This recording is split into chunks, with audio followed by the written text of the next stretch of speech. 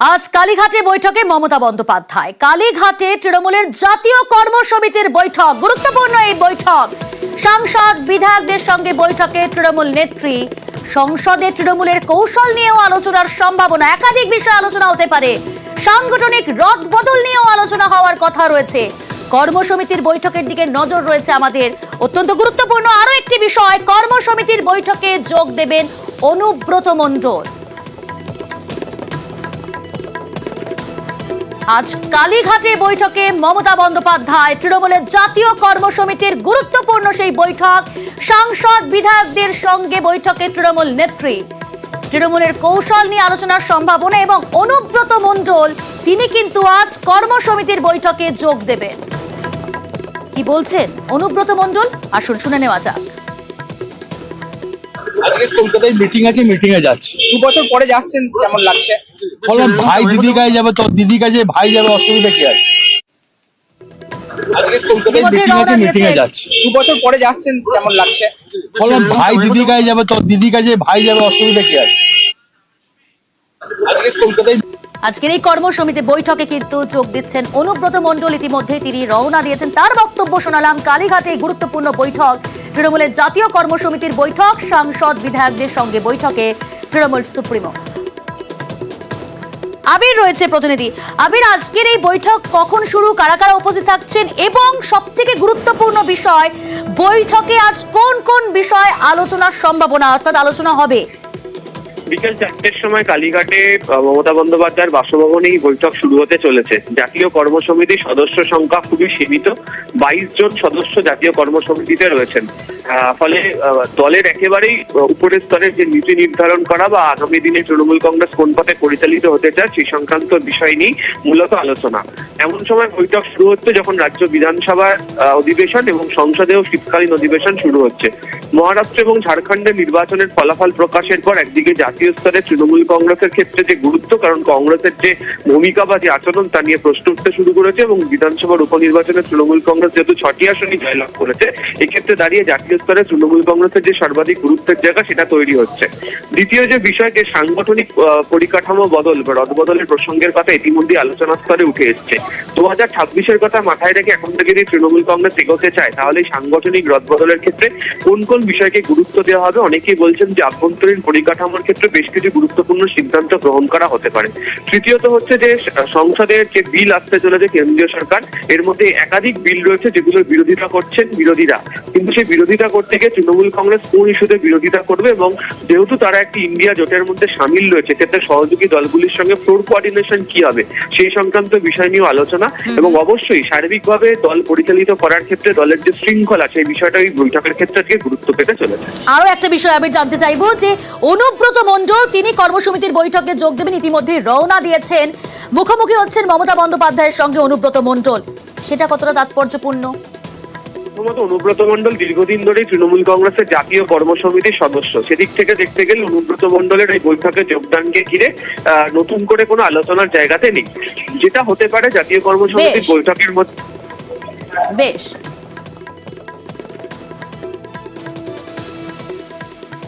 আজকে কলকাতায় মিটিং আছে, মিটিং এ যাচ্ছি। 2 বছর পরে যাচ্ছেন, কেমন লাগছে?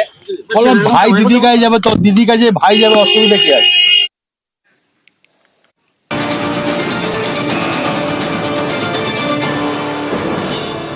ওয়াকফ সংশোধনী বিলের প্রতিবাদ তৃণমূল কংগ্রেসের। ওয়াকফ বিলের প্রতিবাদে এবার পথে নামছে তৃণমূল কংগ্রেস। আবির রয়েছে, কি কর্মসূচি আবির নেওয়া হলো তৃণমূলের তরফ থেকে? দেখো, জোড়া সিদ্ধান্ত গ্রহণের পথে। প্রথমত হচ্ছে আগামী 30 তারিখ ওয়াকফ বিলের বিরোধিতা করে রাস্তায় নামতে চলেছে তৃণমূল কংগ্রেস। তৃণমূল মাইনরিটি সেলের তরফ থেকে একটি সভা করা হবে রানী রাসমণি রোডে। কল্যাণ বন্দ্যোপাধ্যায়, ফিরাদ হাকিম তারা এই সভাতে হাজির থাকতে চলেছেন এবং সেখান থেকে কেন তারা এই বিলের বিরোধিতা করছেন সেই সংক্রান্ত বিষয়ে বক্তব্য রাখছেন। অন্যদিকে সিদ্ধান্ত হয়েছে রাজ্য বিধানসভাতে ওয়াকফ বিলের যে বিরোধিতা কেন্দ্রে, তার বিরোধিতা থেকে প্রস্তাব আসতে চলেছে। আগামী বুধবার দিনকে বিধানসভাতে কার্যনির্বাহী কমিটির বৈঠক রয়েছে, সেই বৈঠকে দিনক্ষণ চূড়ান্ত হবে। পরিষদীয় দপ্তরের তরফ থেকে মন্ত্রী শোভনদেব চট্টোপাধ্যায় জানিয়েছেন যে কেন্দ্র যে বিল আনতে চলেছে তার যে প্রভাব, কেন তার বিরোধিতা করছেন সেই সংক্রান্ত বিষয় নিয়ে তারা আলোচনা করবেন।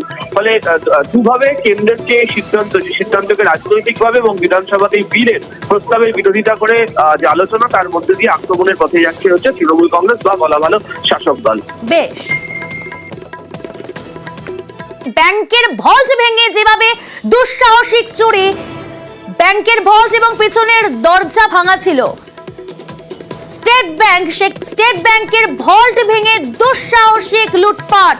কত টাকা লুট তার পরিমাণ জানা যায়নি, এবং শুধু তাই নয়, এই মুহূর্তে সেখানে পুলিশ আধিকারিকেরা পৌঁছলে তাদেরকে ঘিরেও বিক্ষোভ দেখান গ্রাহকরা। এখন কি পরিস্থিতি সার্বিকভাবে জানাবে সমীর রয়েছে আমার সঙ্গে। সমীর, দুঃসাহসিক চুরি, স্টেট ব্যাংকের ভল্ট ভেঙে ভাবে চুরি করা হলো, নিরাপত্তা নিয়ে স্বাভাবিকভাবেই প্রশ্ন তুলছেন গ্রাহকরা। পুলিশ পৌঁছলে তাদেরকে ঘিরে বিক্ষোভ দেখান, কি ছবি এই মুহূর্তে সেখানে?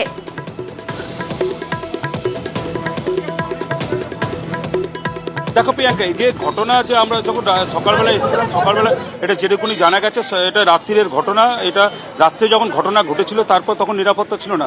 যেই জায়গাটা ব্যাংক আছে সেখানটা তার ভিতরে কি করে ঢুকলো, সঙ্গে সঙ্গে যখন সকালবেলা যখন কাজে আসে যখন কর্মীরা, যখন সেই সময় তারা যখন জানতে পেরেছে সঙ্গে সঙ্গে তারা তখন মহেশতলা থানা পুলিশকে খবর দিয়েছে। মহেশতলা পুলিশ থানা সঙ্গে সঙ্গে এসে এখানে চেক করেছে এবং পিছনে যেখানে যেখানে একটা গেট আছে, পেছন দিকে একটি গেট আছে, সেই গেট খুলে দেখেছে, কিন্তু কোনো গেট ভাঙা ছিল না।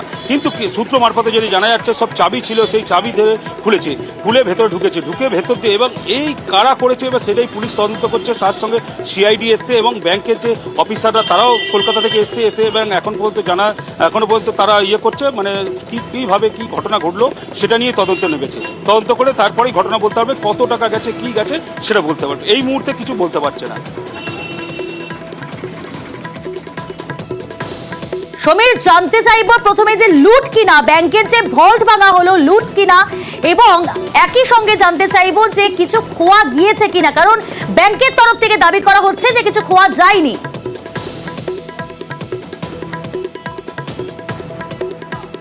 দেখো, ব্যাংকের লোক বলতেই পারে তো খোয়া যায়নি কিংবা লুট, ভেতরে কোনো লুট বলা যাচ্ছে না, যেহেতু রাত্রির ঘটনা, এটা চুরি বলা যায়। রাত্রিবেলা ঢুকে চুরি করেছে এবং সেই চুরি যখন করেছে এখন সেইটাই পুলিশ তদন্ত করে দেখছে, কিভাবে ওরা ঢুকলো আর কিরকম কোন দিক দিয়ে ঢুকলো সেটাই তদন্ত করে পুলিশ দেখছে। এবং কি খোয়া গেছে সেই এখনো পর্যন্ত ব্যাংক কর্তৃপক্ষ কোনোভাবে মুখ খোলেনি এবং তাদের বক্তব্য বেশ কিছু মানে কোনো কিছুই খোয়া যায়নি, কিন্তু এখন ওরা তদন্ত করে দেখুক, তদন্ত করে দেখার পরেই বলতে পারবে কত টাকা খোয়া গেছে আর কি খোয়া গেছে।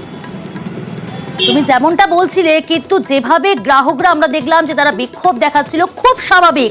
যেখানে স্টেট ব্যাংক, সেই স্টেট ব্যাংকের ভল্ট ভেঙে চুরি গেছে, যদিও গ্রাহকরা বলছে সকাল থেকে গ্রাহক পরিষেবা বন্ধ রয়েছে, কিন্তু পুলিশ কিভাবে সামাল দিচ্ছে পরিস্থিতি?